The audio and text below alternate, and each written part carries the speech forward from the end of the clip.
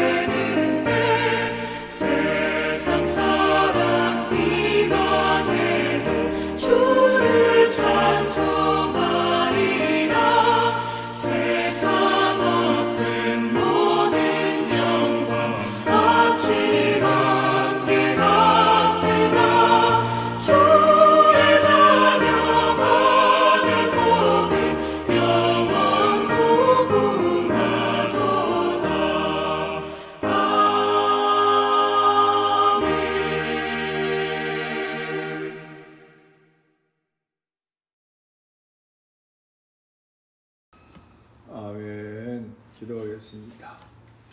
오늘도 살아 역사하시는 거룩하신 아버지 하나님, 오늘도 우리가 3일 예배로 하나님의 성호를 찬양하며 말씀을 강론하게 하시니 감사를 드립니다. 하나님, 귀하고 복된 시간 성령께서 운행하여 주셔서 말씀 위에 기름 부어주시고 깨닫게 하시고 전하는 자나 얻는 각지에서 귀한 말씀을 듣는 성도들에게 은혜 충만케 하여 주시옵소서. 말세에 지말을 사는 우리가 정말 말세에 되어질 일들을 알게 하시고 또한 요한계시를 통해서 하나님의 구속의 완성을 깨달아 알아갈 수 있도록 은혜 베풀어 주시옵소서. 사랑하는 만석교회가 참으로 하나님께서 세우신 귀한 교회임을 믿습니다. 하나님, 이 지역사의 많은 영혼들을 하나님께 인도하는 아름다운 교회 되게 하여 주옵시고 마지막 시대에 귀하게 쓰임받는 교회가 될 수 있도록 은혜 베풀어 주시옵소서. 오늘도 전폭적으로 주님을 의지하며 예수님의 이름으로 기도합나이다. 아멘.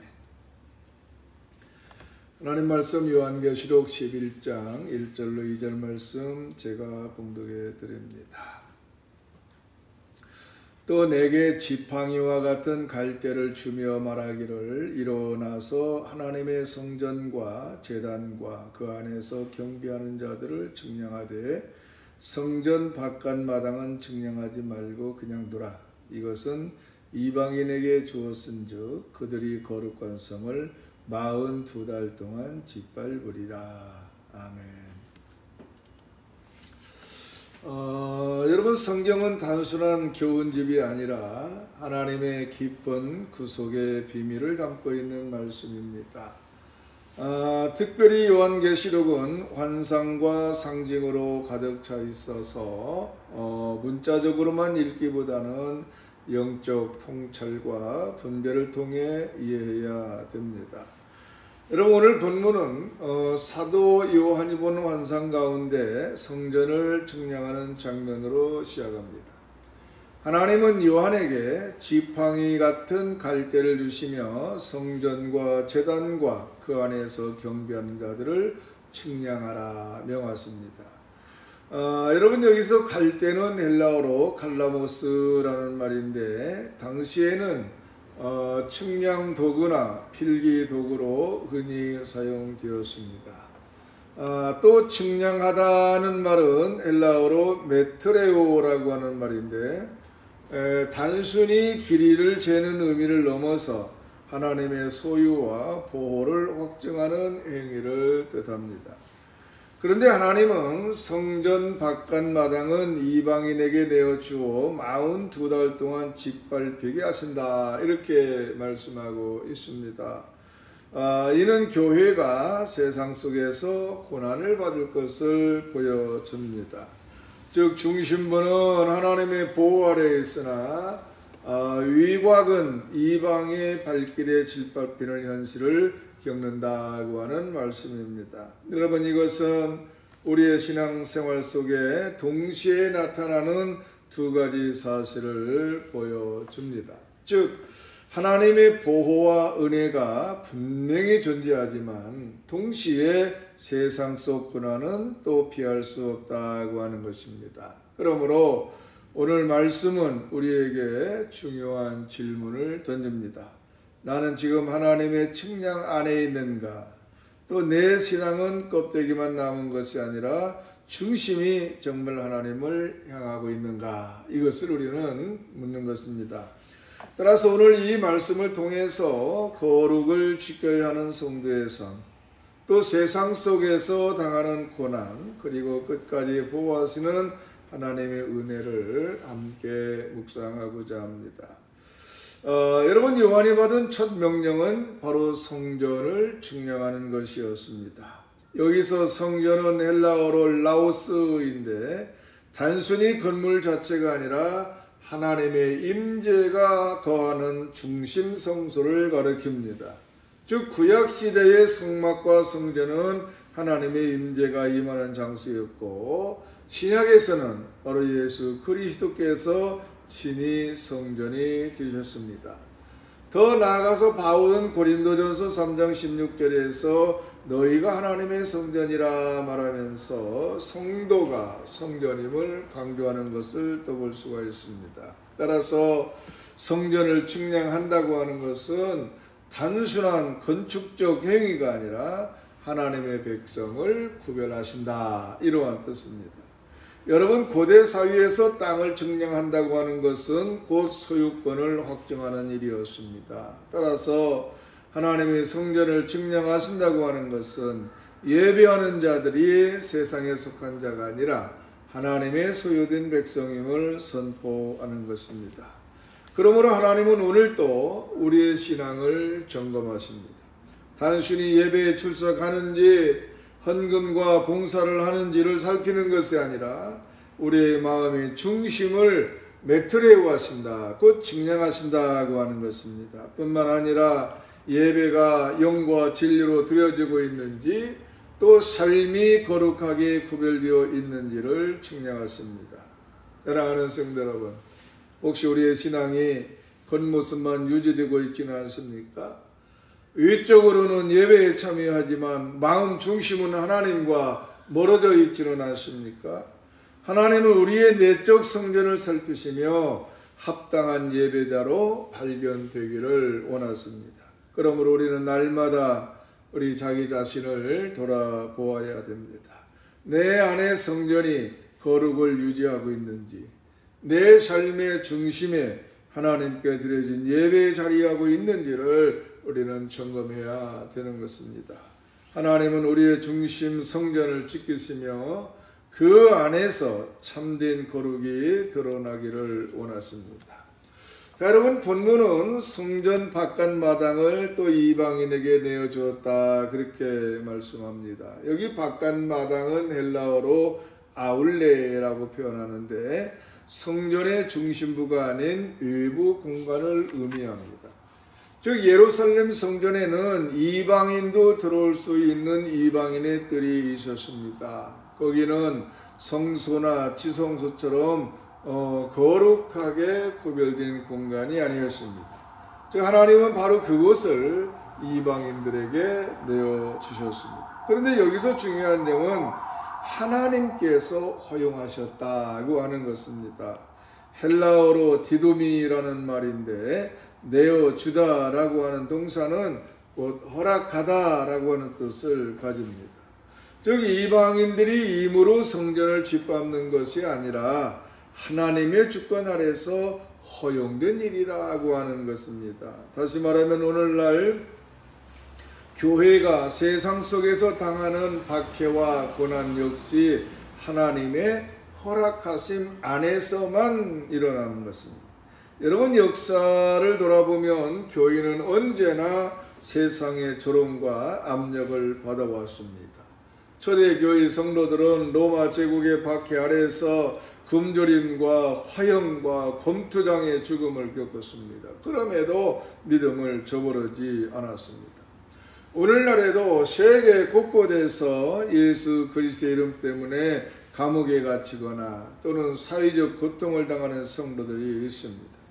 우리 역시 한국 사회 속에서 예수님을 따르려 하면 직접적인 박해는 아니더라도 손해를 감수하거나 조롱을 받을 때가 있습니다. 이것이 곧 성전 바깥 마당이 짓밟히는 현실이다, 이렇게 말할 수가 있는 것입니다.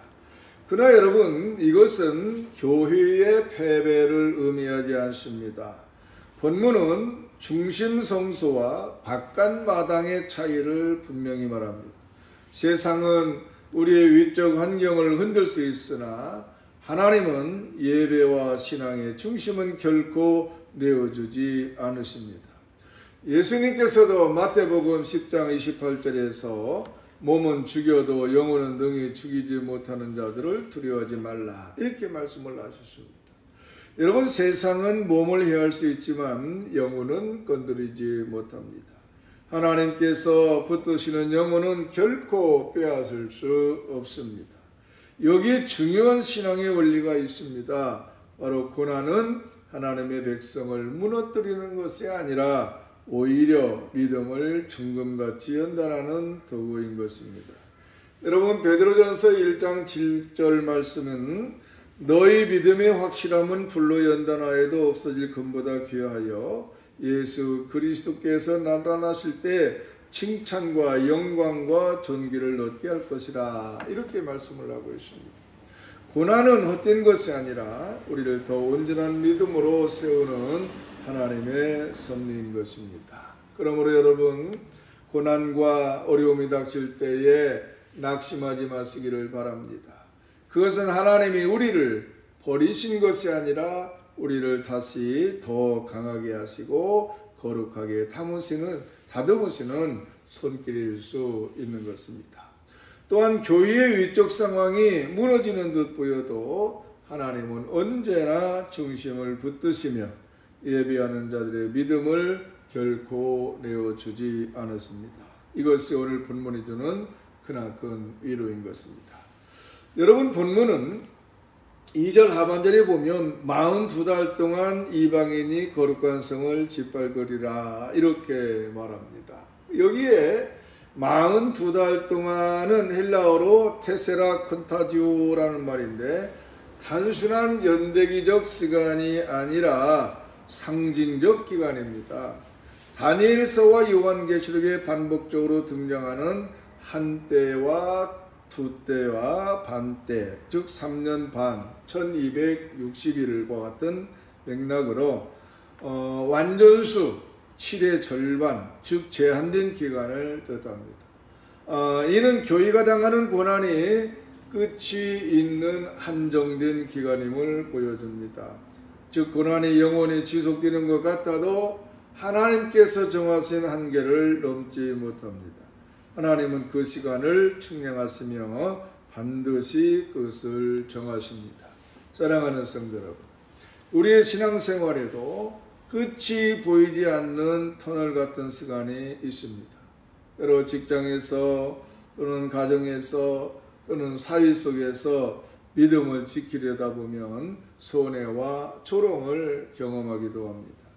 또 때로는 건강 문제와 경제적 어려움, 인간관계의 갈등이 신앙을 무너뜨리는 듯 느껴질 수도 있습니다. 그러나 성경은 분명히 말씀합니다.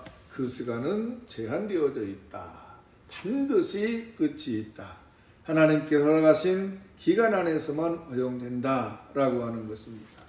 여러분, 이 진리는 단순한 위로를 넘어서 우리의 믿음을 굳게 붙드는 근거가 됩니다. 뿐만 아니라 겉으로는 성전의 바깥마당이 짓밟히는 것 같아도 중심 성소는 하나님께서 지키십니다. 우리의 내적 신앙, 곧 하나님께 드려지는 참된 예배와 믿음은 결코 무너지지 않습니다. 여러분, 예수님께서 마태복음 16장 18절에서 내가 이 반석 위에 내 교회를 세우리니 음부의 권세가 이기지 못하리라, 이렇게 말씀하셨습니다.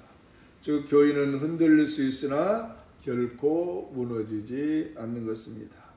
또 성도는 연약할 수 있으나 하나님께서 끝까지 붙드시기에 쓰러지지 않습니다.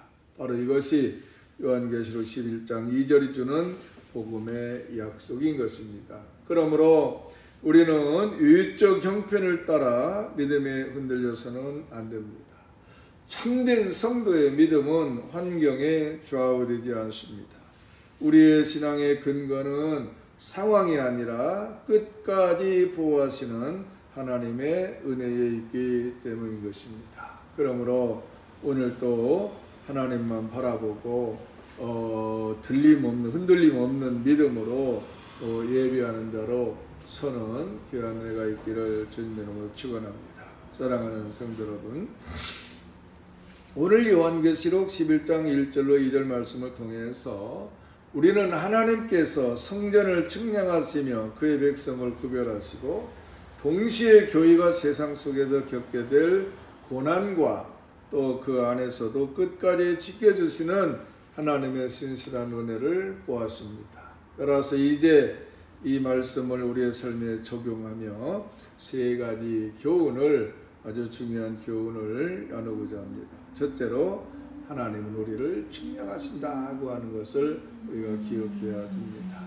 여기 측량하다라고 하는 말은 헬라어로 메트레오라고 했습니다. 이것은 단순히 치수를 재는 것이 아니라 하나님의 소유와 보호를 확정한다는 의미를 담고 있다. 이렇게 말씀을 드렸습니다. 하나님은 오늘도 우리를 측량하십니다. 우리가 진정으로 예비하는 자인지 마음 중심이 하나님을 향하고 있는지를 점검하십니다. 여러분, 우리는 종종 위적인 신앙 행위에 안주하기 쉽습니다. 주일 예배에 참석하고 직분을 감당하면 형식적 신앙생활을 유지하면 충분하다 이렇게 생각하기도 하죠. 그러나 하나님은 껍데기를 보지 않으십니다.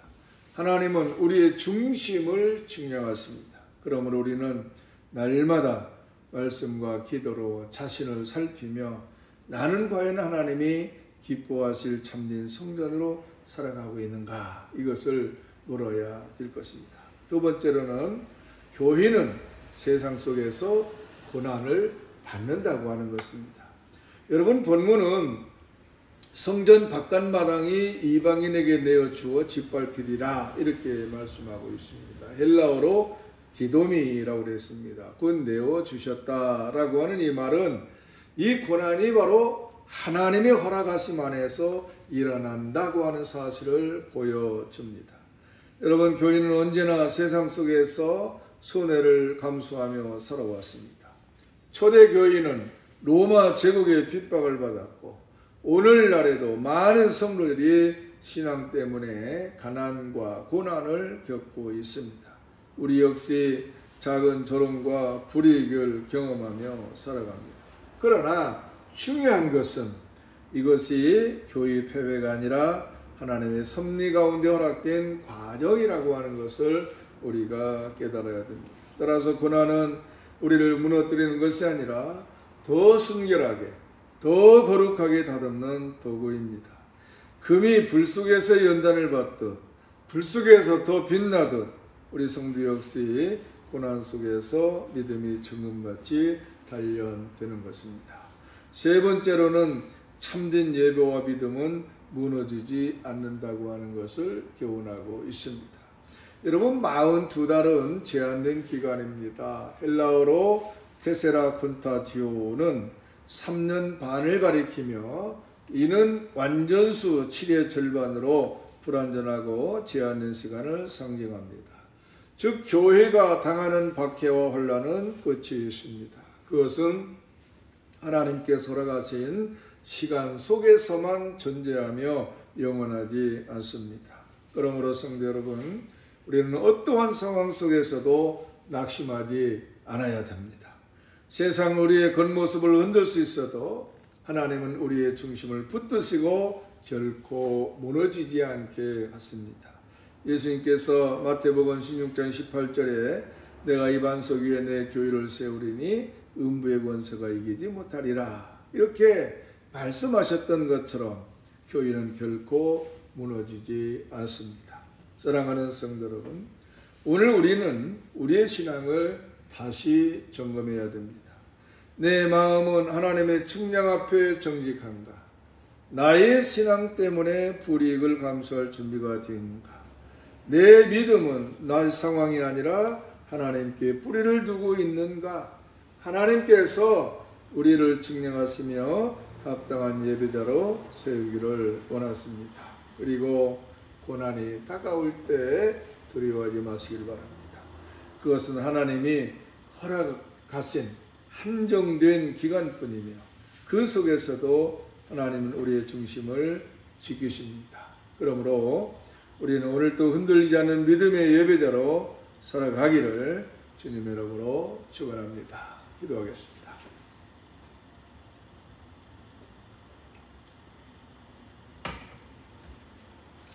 어려우신 아버지 하나님, 오늘 요한계시록 11장의 말씀을 통해서 성전을 측량하시는 하나님의 손길을 보게 하시니 감사를 드립니다. 주님께서 우리의 중심을 재시며 우리가 진정으로 주의 소유된 백성임을 다시금 확인시켜 주심에 감사를 드립니다. 어려우신 주님, 세상 속에서 우리의 신앙이 조롱받고 때로는 고난을 당할지라도 그것이 하나님의 허락 안에 있음을 알게 하여 주시옵소서. 고난이 우리를 무너뜨리는 것이 아니라 정금과 뛰어나시는 주님의 섭리임을 믿게 하여 주시옵소서. 어려워진 주님, 우리의 겉모습은 흔들릴지라도 중심 성소는 지켜주심을 믿습니다. 참된 예배와 믿음을 끝까지 붙드시는 주님의 은혜 안에 거하게 하시고 어떠한 상황 속에서도 믿음을 잃지 않게 하옵소서. 오늘 말씀처럼 우리의 마음 성전을 날마다 돌아보게 하시고 합당한 예배자로 살아가게 하여 주옵소서. 저희가 흔들릴 듯 보여도 결코 무너지지 않는 주님의 약속을 붙잡고 흔들림 없는 믿음으로 세상을 이기게 하여 주시옵소서. 이 모든 말씀을 우리의 반석이시며 구원자 되시는 예수 그리스도 이름으로 기도하옵나이다. 아멘. 찬송가 435장 찬송하시겠습니다.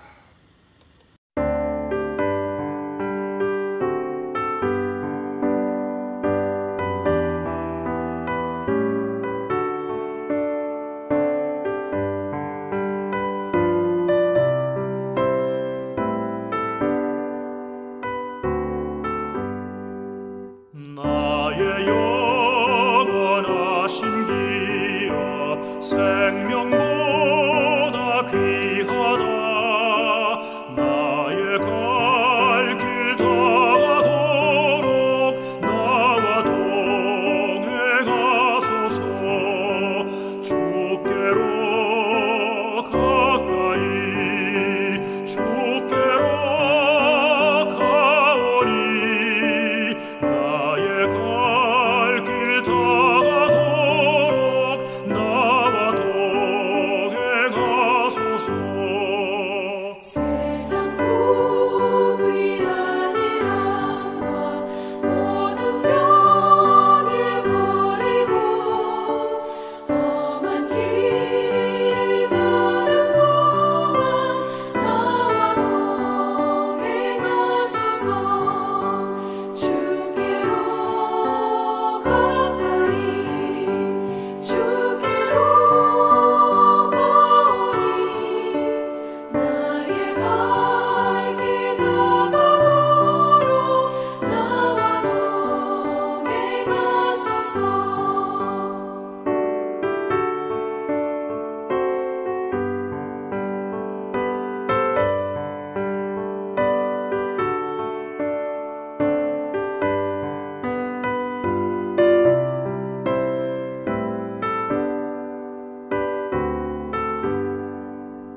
어둠 골짝 지나가며 험한 바다 건너서 천국문에 이르도록 나와 동행하소서.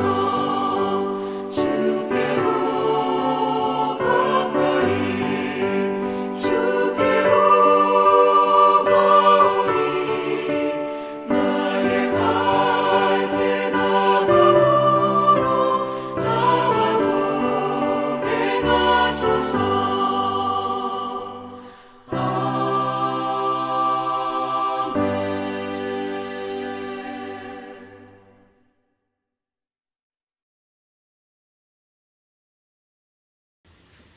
아멘. 주기도문으로 수예배를 마치겠습니다.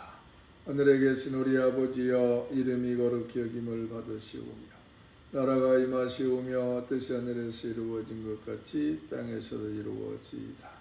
오늘 우리에게 일용할 양식을 주시옵고 우리가 우리에게 죄 지은 자를 사하여 준 것 같이 우리 죄를 사하여 주시옵고 우리를 시험에 들게 하지 마시옵고 다만 악에서 구하옵소서.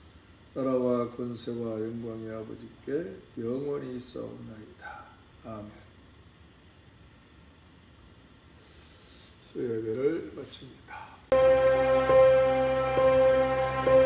Go now, as you are or as you wanna be. Are you ready?